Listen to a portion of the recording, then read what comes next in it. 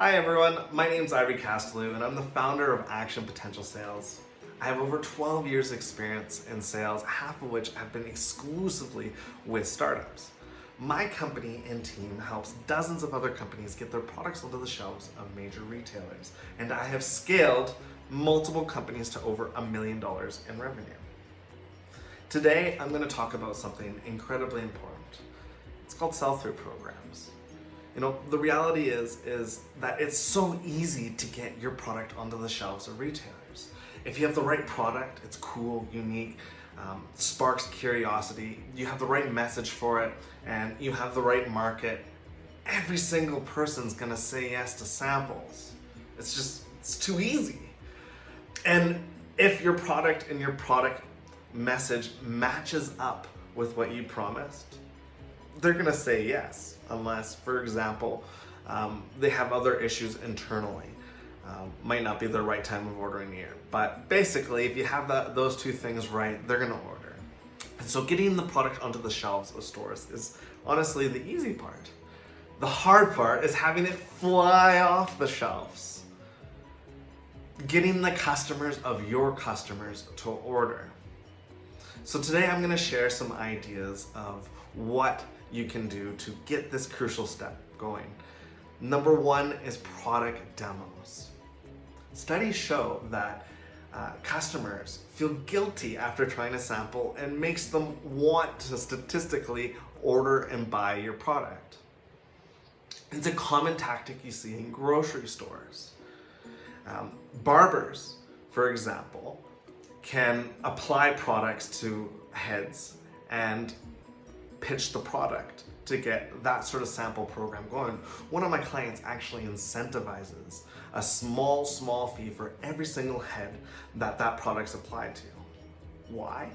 Because if you can pitch your product 10 times, statistically there should be some sales. And if there's some sales and you have a return on investment on that incentive, then it's scalable. You have a sell-through program to move.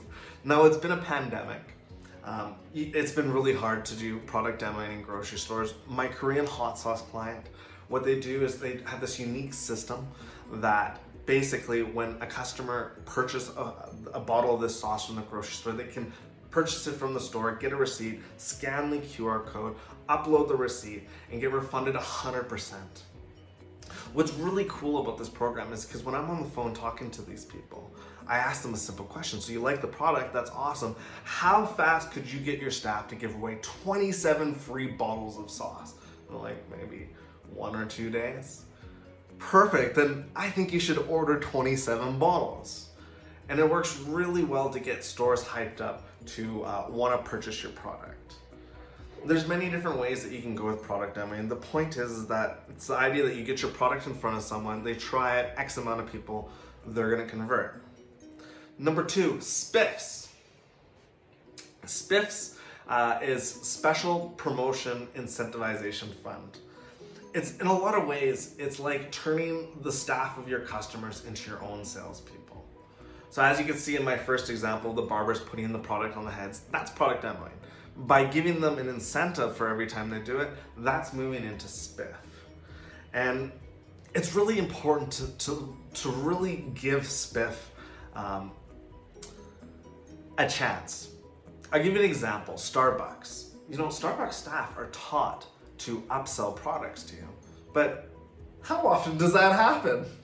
How often do you get told that they want to upsell your product? It doesn't happen often for me. Honestly, I find that only managers do that. That's a lot of work to get the staff of your customers to actually say the things that you need to say. It's got to be a reason, it's got to matter to them. And so what spiffs do is it gives you a chance to take control of that relationship, incentivize them in a way that gets them telling the 10 people and having the 2 to 3 of them convert. And you should really think about spiffs when it comes to your sell-through programs. Number 3, education programs. Education programs are really, really important. How can someone sell your product if they don't know a thing about it? A lot of barbershops, when they receive products, They just get a pricing guide. They get a basic catalog with a story and all that kind of stuff. And that's what the norm is. For us, with one of my distributor clients, we create product guides for every single product. It talks about all the details of how to use the product and also sell the product.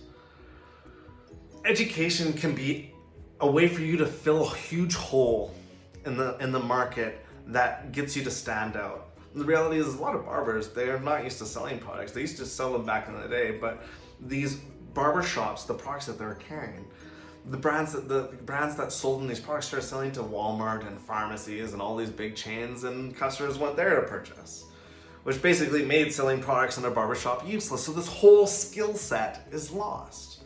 And so we were able to fill that gap by providing guides for each of the products and help create a culture for barbershops to start selling those products, and compounding that with what I was talking about with spiffs earlier. Now, we just talked about education for staff. There's also education for customers. You need some pamphlets. Another great thing you can do is have stickers, or write on your product a QR code that links to a YouTube video that talks a little bit more about the product. If your product solves a complex problem and it's first to market, it's important that you put a huge focus on education, especially if it solves a complex problem and it's unique to the market. You need to explain those things to them, and you need to find an engaging medium to do that.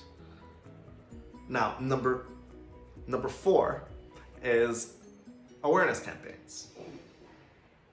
Awareness campaigns is buying advertising elsewhere. It's running ads against people in a specific market, perhaps against the followers of a new store that you're carrying. Now, the companies that are going to do really well with this are the ones that have done really well online. You want your online customers to go into store at a physical location. Now you might be saying, well, wait a second here. I get better margins online. Why would I ever want to do that? I'm going to tell you why. Because for starters, if that person can walk 10 minutes down the street to buy your product, instead of ordering it online, waiting for you to ship it, waiting for it to get here, or potentially not even showing up at all, they can consume more of your product. Imagine that each one of your customers could consume just 2 or 3 more units per year. Times that by 100 or 1,000 or all the customers that you have, that's a lot more money. That makes up for the difference in margins. But that's not all. You know, if you are starting out online or you've been in it for a year or two, the reality is a lot of your online customers could most likely be early adopters and early majority. These people are passionate about your brand. They don't care about the price. They don't care about the packaging. They're just passionate about your product. And they want to go and tell everyone about it. This cool thing that they know about that no one else knows about. Everyone loves to have that secret that no one else knows about. And if they're 10 minutes away from where they can purchase it, that means they can bring their friends and family to that store. And that one customer could multiply into 3. Those are some of the ideas for brand awareness campaigns. You can serve ads through online to those customers that are following. You can also put up posters or other traditional ad mediums. You just want to get the message out to people in a certain area that you're now at this store. And if you're going to do this strategy, you should go after stores and distributors in areas where you know you have pockets of customers. I give you a good example of this. And it wasn't brand awareness, it was just increasing sales and getting a distributor. When I worked for Blue Mon, very startup by the way, we were working out of an apartment. Very first month I joined, I pulled our analytics. Just so you know, this company started out on YouTube teaching men how to style their hair, grew to over 1 million subscribers, and they launched their own line of products. So in that first month, I pulled analytics from the website, and we found that a lot of our fans on YouTube were in Vietnam. And so I went and I moved to Vietnam, and I found distributors for all these different places in Southeast Asia, in Singapore, Malaysia, Hong Kong, Vietnam, Thailand, and much more. And it worked because the products, you know, everyone, like I said, is going to order the first time, but having those products move is a different story. So all those distributors, they ordered, and the products moved because there was customers close by to plug into it. And then these customers could multiply.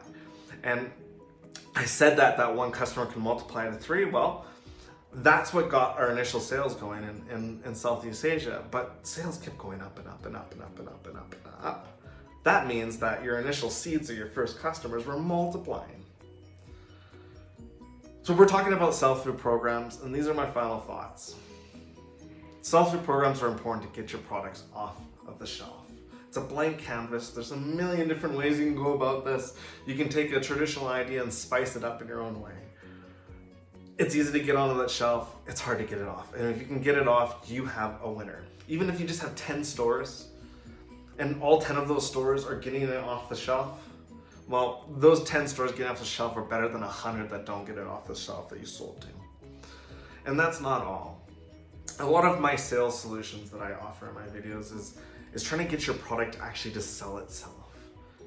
Get your people to a point where all they have to do is jump on the phone and share this amazing story that convinces people to want to try the product, and the product matches up to your story and they purchase.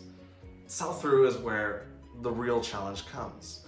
And there's actually a way to leverage your sell-through to also make people want to get it onto their shelf in the first place.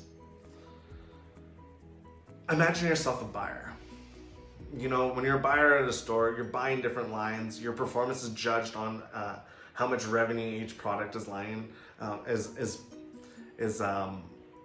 moving off of the shelf. You're judged on what products money that you spent that never brought in ROI. So buyers are really hyper-focused on these numbers. And if you can convince them you got this sell-through program that statistically actually moves the product off of the shelf, and you can come with a case study and actual facts or testimonials and all that kind of stuff, it's gonna make them want to order from you. And it's gonna give them energy. And if you don't get this area right, and your products aren't moving off the shelf, these companies are gonna lose motivation. And if you're at this point, you need to be spending your time not on getting new stores, you need to be spending your time on working on a sell-through program. And if you have a store close by your house that your products are retailing, go experiment with that store to figure out this winning formula. Because if you have this winning formula for sell-through, it doesn't matter if you don't have a winning formula for getting onto the shelf in the first place. Just that sell-through formula will get your product onto the shelf. Thank you very much for watching. Please hit the subscriber button down below, as well as there's a link in the description with copy to my retail and distribution guide. Please take a look. It's got some great steps. It's built off of all my experience. If you would like to talk a little bit more in person, you can also fill out the form that's on that landing page to get a free consultation with me. Cheers.